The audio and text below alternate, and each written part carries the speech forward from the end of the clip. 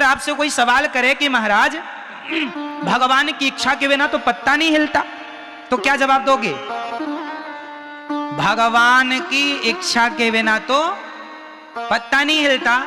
तो फिर आप झूठ बोल रहे हैं, चोरी कर रहे हैं, गलत काम कर रहे हैं, वो किसकी मर्जी से हो रहा है? समझ आया ना? इस प्रश्न के उत्तर को समझाने के लिए हमने आपको एक कथा सुनाई है, उस कथा से हमने आपको समझा दिया। बात बैठ गई ना दिमाग में कि यदि आप ये भाव बना लें कि ये कुछ भी मेरा नहीं, यहां तक कि ये शरीर भी मेरा नहीं, तो फिर तुम्हारे पापों के अधिकारी कौन माने जाएंगे? जोर से भगवान, क्योंकि तुमने तो अपना समर्पण कर दिया, सौंप दिया, सब कुछ उसी का है, गोविंद का। पत्नी, पुत्र, बेटा, बेटी, नाच, फिर तो आप सुखी रहेंगे, सब कुछ भगवान का है। कोई जिए कोई मरे, किसी के जीने मरने से कोई, सब जो करेंगे भगवान का है। ये थिंकिंग बनना बड़ा कठिन है, हो जाए तो क्या बात है, लेकिन जब तक ऐसी भावना नहीं बनी तब तक तो फिर वो पाप के अधिकारी हम हैं। क्या सच्ची हमारे झूठ के गुनाहगार भगवान हैं? क्या सचमुच हमारे चोरी के गुनाहगार भगवान हैं? आओ इसे एक दृष्टांत से समझने की कोशिश करते हैं। आप रेडी हैं? सावधान, बोलो हाँ। चलिए सुनो। एक बगीचा था, उस बगीचे में एक व्यक्ति उस बगीचे की रखवाली करता था, जो कि उस बगीचे का मालिक था। वहां बढ़िया बढ़िया फलों के वृक्ष लगे थे, फल भी लगे थे, हरी हरी घास भी लगी थी। अचानक एक चरवाहे की गाय उसके बगीचे में घुस गई। बड़ी सावधानी से सुनना, एक चरवाहे की गाय उसके बगीचे में घुस गई।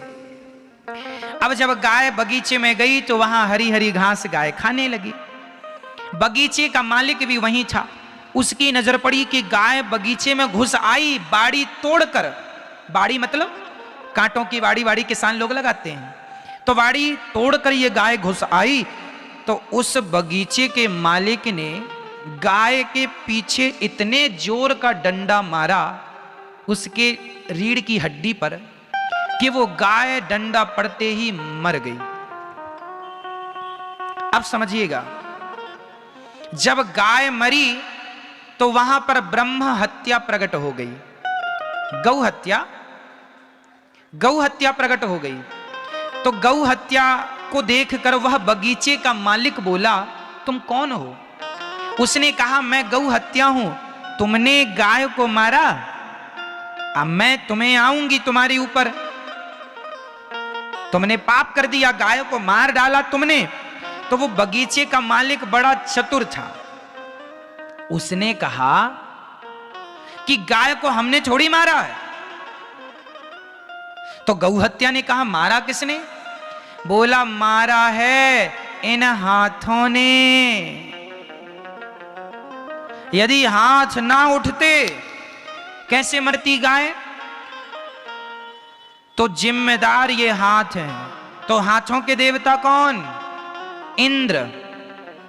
हाथों के देवता, शरीर के हर अंग के देवता होते हैं, तो हाथों के देवता कौन? तो उस बगीचे के आदमी ने अपनी चतुराई से गौ हत्या से कहा कि ए हत्या, तू जा इंद्र के पास और इंद्र को लग जा। तो हत्या गई इंद्र के पास। अब इंद्र ने देखा, कौन हो? मैं गौ हत्या हूं, यहां क्यों आई हो? बोले, आपने मारा है गाय को। इंद्र बोले, हम तो यही हैं, यहां तो गाय हमने मारी नहीं। बोले, नहीं, वो बगीचे का एक आदमी है, उसने कहा कि तुम हाथ पर बैठते हो, और हाथ ने गाय मार डाली। इंद्र समझ गए मामला कि बड़ा चतुर आदमी है, मनुष्य मृत्यु लोक का आदमी, खोपड़ी में भले अच्छा सोचे ना सोचे, ऐसी सोच जरूर रखता है बचने बचाने की कि कैसे बचूं। तो इंद्र भी कम चतुर नहीं। इंद्र ने कहा, अच्छा ये बताओ गौ हत्या, कि यदि हाथ ने मारा तो हाथ तो तब ही मारते ना, क्योंकि हाथ तो मन के अधीन है, बुद्धि के अधीन है। भाई बुद्धि ने आदेश दिया मारो, तब ना मारा। तो जाओ बुद्धि के देवता भगवान ब्रह्मा है, जाओ ब्रह्मा जी के पास। अब हत्या ब्रह्मा जी के पास गई। ब्रह्मा जी लो हमें। ब्रह्मा जी बोले कहां से आई हो? बोले मृत्यु लोक से, इंद्र के पास, इंद्र के पास से आपके पास। पूरा मामला ब्रह्मा जी ने समझा। ब्रह्मा जी बोले एक काम करो, अरे बुद्धि भी क्या करती, हाथ भी क्या करते, यदि पांव ना चल के जाते तो गलती पांव की। पांव क्यों चल के गए? गाय तक चल के कौन गया? गाय तक चल के कौन गया? पांव। इसलिए पांव के देवता हैं भगवान नारायण। चरणों के देवता कौन? चरणों में भगवान का वास होता है। इसलिए कोई भी आदमी हमेशा चरणों का ही स्पर्श करता है, क्योंकि चरणों में भगवान श्रीमन नारायण का वास होता है, इसलिए चरण छुए जाते हैं। जाओ नारायण के पास। अब गौ हत्या गई। भगवान नारायण लेटे थे क्षीर सागर में, माता भगवती लक्ष्मी जी चरण दबा रही थी। आ गई हत्या। भगवान बोले कहो कौन हो? हम गौ हत्या है। तो यहां क्या कर रही हो? बोले मृत्यु लोक से इंद्र के पास, फिर ब्रह्मा जी के पास, अब आज आपके पास आई है। भगवान बोले किसने भेजा है? बोले मृत्यु लोक का एक आदमी फलाना बगीचा है वहां पर रहता है। भगवान बोले जरा 2 दिन रुक जाओ, मैं कंफर्म करता हूं। अब आप बताइए उस गौ हत्या का मूल अधिकारी कौन है? वो व्यक्ति, बगीचे का मालिक, या इंद्र, या ब्रह्मा, या भगवान नारायण? बताइए कौन? बोलो मेरी मां। भगवान बोले चलो मैं निर्णय लेता हूं। तो भगवान ने एक चरवाहे का रूप बनाया। भगवान ने चरवाहे का रूप बनाया और भगवान ने गाय ली और फिर भगवान गाय चराने चले गए उसी के बगीचे के बगल में। और फिर भगवान की कृपा से वो गाय बगीचे में घुस गई और वो बगीचे का मालिक फिर आया। और जब आया तो उसने गाय को फिर लाठी से मारना चाहा, तो भगवान ने रोका। भैया भैया हमारी गाय धोखे से घुसाई, जरा माफ करो माफ करो। तो भगवान ने पूछा क्यों, ये बगीचा किसका है? बोला मेरा है, मेरा। बोले ये डंडा किसका है? मेरा है, मेरा। ये हाथ किसका है? मेरा हाथ, मेरा। देख रहे हो पावर, मेरा हाथ। ये पांव किसके हैं? मेरे पांव, मेरा पांव। ये जो बुद्धि है तेरी, ये किसकी? मेरी बुद्धि है, मैं बड़ा आदमी हूं यहां बगीचे का। भगवान बोले पागल, जब बगीचा तेरा, हाथ तेरा, पांव तेरा, तो हत्या भी तेरी ही हुई। ये ब्रह्म हत्या अपनी रख, चल यहां से। ये जो ब्रह्म हत्या तूने की है, वो गौ हत्या जो तूने की है, उस गौ हत्या का अधिकारी, उस पाप का अधिकारी भी तू। चल पाप भोग। होशियार बन रहा है? सोचो। अब समझना इस बात की गहराई को। हम लोग कहते हैं ये घर मेरा है, ये पत्नी मेरी है, ये पुत्र मेरा है, लेकिन हम कहते हैं ये पाप हमारा नहीं है, ये पाप तो भगवान की मर्जी से हुआ है। लो पत्नी तुम्हारी, पैसा तुम्हारा, शरीर तुम्हारा, मीठा मीठा गप, कड़वा कड़वा थू थू थू थू, मीठा मीठा गप, कड़वा कड़वा थू, ये तो अच्छा नहीं हुआ।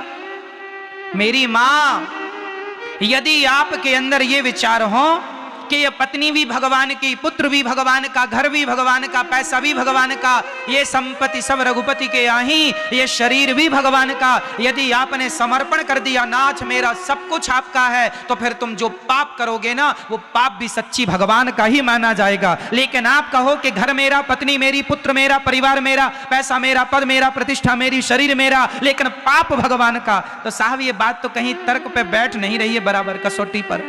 सब तुम्हारा है तो फिर पाप भगवान का कैसे हो गया? फिर झूठ जो तुमने बोला है तो झूठ के अधिकारी तुम ही कहलाओगे, भगवान क्यों कहलाएगा? बोलो मेरी मां। पत्नी तुम्हारी है, सब तुम्हारा है, और झूठ भगवान का। वाह। यदि आप सच्चे भक्त हैं और आप कहते हैं कि सब कुछ भगवान का है, यदि आप दिल, दिमाग, मन, बुद्धि से मान लेते हैं कि ये सब कुछ ईश्वर का है, तो मैं आपको लिख कर देता हूं यदि तुम मान लोगे कि यह शरीर भगवान का है तो तुम्हारा हाथ कट जाएगा, जरा सा भी तुम्हें दर्द नहीं होगा, क्योंकि मान लिया है तुमने भगवान का है, तो दर्द भी भगवान को होगा, तुम्हें नहीं होगा। ये उच्च कोटि की साधना और भक्तों के लक्षण है। कई भक्तों की कथा आती है जिन भक्तों के लोगों ने हाथ काट दिए थे। सदन कसाई की कथा मैंने आपको सुनाई, कई महीने पहले सुनाई थी, दोहरा देता हूं आपको। सदन कसाई था, उसके पास एक शालिग्राम भगवान जी थे।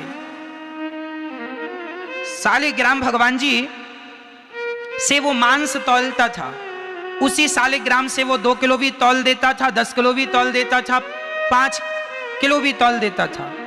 किसी साधु ने कहा, अरे पगले, ये शालिग्राम भगवान है, इसे तुम तराजू में रख करके बताओ, मांस तौलते हो, बड़ा तुमने गलत व्यवहार किया। तो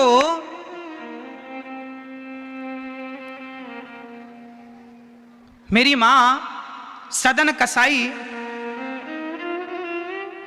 जो थे, उन्होंने, संत जी ने कहा कि आपने भगवान को तराजू में रख के मांस तौला, ये तो भगवान का बड़ा अपमान कर दिया आपने। एक काम करो, ये भगवान जी हमें तो, हम इनकी पूजा करेंगे, दूध दही बढ़िया। तो संत जी भगवान जी को लेके चले गए। अब संत जी ने उनको दूध से, दही से, घी से, शक्कर से नहवाया, बिठा दिया। अब रात को भगवान ने सपने में संत जी से कहा, अरे संत जी, हमें आप क्यों लेके आ गए? हम सदन के पास खुश थे। क्यों? बोले वो हमें रोज झूला झुलाता था तराजू में, रोज झूला झूलने का मन करता, रोज तराजू ऊपर नीचे 50 बार झूला झुलाता, हम बड़े खुश थे उसके झूले में, और तुम यहाँ ले आके बिठाल दिए हमें, बस 2-4 मिश्री के दाने दे दिए, हो गया। हम संतुष्ट नहीं हैं आपके पास, हमें जल्दी दे के आओ। आधी रात को बाबा जी को सपने में भगवान ने कहा, दे के आओ। बाबा जी जागे और सदन के घर का दरवाजा खटखटाया, भैया खोलो। सदन से ठाकुर जी ने, ठाकुर जी दिए, ये तुम्हारे भगवान हैं, तुम्हारे पास आने को मचल गए। सदन के सुनते ही आंखों में आंसू, वाह प्रभु, धन्य हो गया मैं, सारी दुनिया आपसे प्यार करती है, मैं सफल हो गया कि आप हमसे प्यार करते हैं, आपने हमें चाहा है। तुरंत ठाकुर जी को लेकर सदन जगन्नाथ चल पड़े। कहां चल पड़े? जगन्नाथ जी की ओर। जगन्नाथ जी के ओर जब निकले, चलते चलते चलते चलते पूरा दिन चले, शाम हुई तो एक गांव के निकट एक घर था। उस घर में एक महिला और एक पुरुष रहा करते थे। वहीं एक बढ़िया छाया थी पेड़ की। तो सदन को लगा कि आज रात यहीं विश्राम कर लें। तो घर में भिक्षा मांगी, भैया भिक्षा दो। तो उन्होंने भिक्षा दी और सदन ने भोग बना के ठाकुर जी को भोग लगाया, और सदन ठाकुर जी को विश्राम करा के अपना विश्राम करने लग गए। उस घर में जो महिला थी बड़ी सुंदर थी। उस महिला ने सदन को देखा, सदन भी बड़े सुंदर थे। उस महिला का दिल सदन कसाई में आ गया, सदन में आ गया। अब वो महिला सदन को देख कर ना, वो उसके संग शादी करने का सोचने लग गई, पर उसको लगा मेरा तो पति है। रात को जागी और सदन को जगाया, सुनो सुनो, तुम हमें बहुत पसंद हो, हम तुमसे शादी करना चाहते हैं। सदन बोला, अरे माँ, आप तो मेरी माता हो, मैं तो जगन्नाथ जी जा रहा हूँ ठाकुर जी का दर्शन करने, मुझे कोई गृहस्थी नहीं बसानी, मेरा तो मन भगवान में लगा है, पर लगे रहने दो। उसने कहा, अच्छा रुको, तुम्हें मेरे पति का डर है ना। उस महिला ने तलवार निकाली और अपना जो पति था उससे लगा कि जब तक ये जिंदा रहेगा तब तक ये आदमी मुझे नहीं मिलेगा। तो उसने तलवार निकाली और अपने सोते हुए पति की गर्दन काट दी। उस महिला ने, उसको लगा कि इसके कारण ये मना कर रहा है, तो अपने सोते हुए पति की उसने गर्दन काट दी और सदन के पास आकर बोली, सुनो, हमने अपने पति को मार दिया, अब तुम्हें कोई टेंशन वाली बात नहीं, हम लोग इसे जमीन पे गाड़ देते हो, आज से तुम हमारे पति बन जाओ। सदन बोले, बहन तुम मेरी माँ हो, बहन हो, बेटी हो, मैं गंदी निगाहें कभी नहीं करता। अब वो महिला बहुत अपने पैतरे चलाई पर वो सक्सेस ना हो पाई। उसको लगा, रे मेरा तो पति भी चला गया और ये भी हाथ से निकला जा रहा। तो महिला ने चिल्लाना शुरू कर दिया, अपना त्रिया चरित्र चालू किया, अरे भैया बचाओ। गांव के लोग आए, क्या हुआ? बोले, इस पुरुष ने मेरे पति को मार डाला। अब लो, सदन कसाई पर झूठा आरोप लगा दिया। उसका पति का तो गर्दन कटी थी, इसने कह दिया मेरे पति को मार के मुझे पकड़ रहा है ये आदमी। लो भैया, सवेरा हुआ, गांव के लोगों ने सदन को खूब मारा और मार के राजा के सामने खड़ा किया। सदन बोले वाह भगवान, अच्छा पिटवाया आपने, ठीक है, जैसी आपकी इच्छा, कोई पाप हुआ होगा तो पिटवा रहे हो। सदन मुस्कुरा रहे हैं भीतर भीतर, ये ठाकुर जी की लीला है। वो समझ, देखो भक्त ना कभी ये नहीं सोचता कि अरे ये हो गए ना, वो ये समझ रहे हैं कि ये भगवान की कोई ना कोई लीला है। सदन को राजा के सामने खड़ा किया गया। राजा ने कहा, सदन को, सैनिकों से कहा, इस आदमी के दोनों हाथ काट दिए जाएं। दोनों हाथ काट दिए गए। अब सदन दोनों हाथ, सदन बोला मन में वाह प्रभु, जैसे खुद हो वैसे ही भक्त को भी बना दिया। भगवान के भी हाथ नहीं है ना, जगन्नाथ जी के भी, तो बोले आपने हमारे भी नहीं रहने दिए, कोई बात नहीं। सदन के हाथ कटे, पर सच्ची बताएं सदन को दर्द नहीं हुआ। सदन के हाथ कटे पर सदन को दर्द नहीं हुआ। क्यों दर्द नहीं हुआ? क्योंकि सदन सच्चे भक्त थे। वो ये जानते थे कि जो हो रहा है वो भगवान की मर्जी से हो रहा है, जो कर रहे हैं जगन्नाथ जी कर रहे हैं, इसलिए पूर्ण विश्वास था। तो जो हो रहा भगवान जी, जो भक्त ये समर्पण कर दे कि नाथ मैं तो आपका हूं, आपने तो हाथ कटवाए जगन्नाथ जी, आप तो सिर भी कटवा देते तो भी मैं आपका ध्यान करना ना छोड़ता, भजन करना ना छोड़ता। शिकायत नहीं की कि तुमने हाथ कटवा दिए। उन्हीं कटे हाथों से भगवान जी के पास गए, और जब गए तो जगन्नाथपुरी पहुंचने के साथ ही भगवान जगन्नाथ जी ने अपने पुजारियों से कहा मेरा भक्त आ रहा है, उसे पालकी पर बिठा करके लाओ। पुजारी पालकी लेकर गए, सदन को बिठाए पालकी पर और पालकी पर बिठा कर लाए। और सदन ने जगन्नाथ जी को जैसे ही हाथ जोड़कर प्रणाम करना चाहा, अपने आप उनके हाथ उत्पन्न हो गए, प्रकट हो गए, ज्यों की त्यों हाथ आ गए उनके। तो सदन ने भगवान से सवाल किया कि प्रभु जब हाथ लौटाने ही थे आपको तो कटवाए क्यों? तब भगवान बोले बेटा ये तुम्हारे पूर्व जन्म का पाप था, उस पाप के कारण तुम्हारे हाथ कट गए। कौन सा पाप था? तो जगन्नाथ जी ने कहा सदन पिछले जन्म में तुम बहुत बड़े साधु थे, बहुत बड़े साधु थे। तुम जंगल में बैठे तप कर रहे थे, तभी वहां पर एक कसाई एक गाय को लेकर जा रहा था। अचानक वो गाय कसाई के हाथ से छूट गई और तुम्हारे सामने से गुजरी। कसाई ने तुमसे पूछा कि क्या आपने गाय को देखा है? तो आपने अपने हाथों के इशारे से बता दिया गाय इस तरफ गई है। सुनना, गाय की रक्षा के लिए यदि झूठ बोलना पड़े तो उसकी रक्षा के लिए झूठ बोल लेना चाहिए, या तुम्हें झूठ नहीं बोलना तो चुप रहो, कुछ ना बताओ। तो संत जी ने हाथ उठा के बता दिया इशारे से कसाई को कि आपकी गाय इस तरफ गई है। कसाई ने गाय को पकड़ लिया और कसाई ने गाय का सिर काट दिया। वही गाय इस जन्म में वो महिला बन के पैदा हुई और वह कसाई उसका पति बना। पिछले जन्म में कसाई ने गाय को काटा तो इस जन्म में गाय ने महिला बन के अपने पति कसाई को काट दिया। वैसे ही उनका हिसाब चुकता हुआ, पर तुमने हाथ खड़े कर दिए थे तो तुम्हारे दोनों हाथ काट लिए गए। ये तुम्हारे पापों का दंड है। परंतु तुमने भक्ति नहीं छोड़ी, मुझ में निष्ठा नहीं छोड़ी, तो मैंने तुम्हारे दोनों हाथ तुम्हारे भक्ति के बल पर तुम्हें लौटा दिए हैं। ये तुम्हारी तपस्या है। ये सदन कसाई की चर्चा है। ये कथा हमने आपको क्यों सुनाई? ये हमने इस उत्तर पर सुनाई कि भगवान आपने झूठ बोला, हमने चोरी की, तो हमारी चोरी का जिम्मेदार भगवान नहीं है, हमारे पाप के जिम्मेदार भगवान नहीं है, हमारे पाप के जिम्मेदार हम स्वयं हैं। कब हैं? जब आप ये कहते हैं कि ये पत्नी मेरी, पुत्र मेरा, परिवार मेरा, जब सब तेरा है तो तेरे द्वारा किया गया पाप भी तेरा है। लेकिन आप ये मान लें सच्चे हृदय से कि प्रभु ये सब आपका है, तो फिर आपका हाथ भी कट जाएगा तो दर्द नहीं होगा, क्योंकि आपने अपने आप को समर्पित कर दिया है भगवान के चरणों में। प्रभु अब मैं आपका हूं, अब मैं आपका हूं, समर्पण हो जाएगा, तब ये बात लागू होगी कि फिर जो तुम बोल रहे हो कर रहे हो वो भगवान की इच्छा से हो रहा। बात किस किस को समझ में आ गई? हाथ उठा लो। तो अब आपसे कोई सवाल करेगा कि तुम झूठ बोलते हो, तो झूठ बोलने तो क्योंकि भगवान की मर्जी के बिना तो पत्ता हिलता नहीं है। तो हम लोग जो पाप करते हैं उस पाप का जिम्मेदार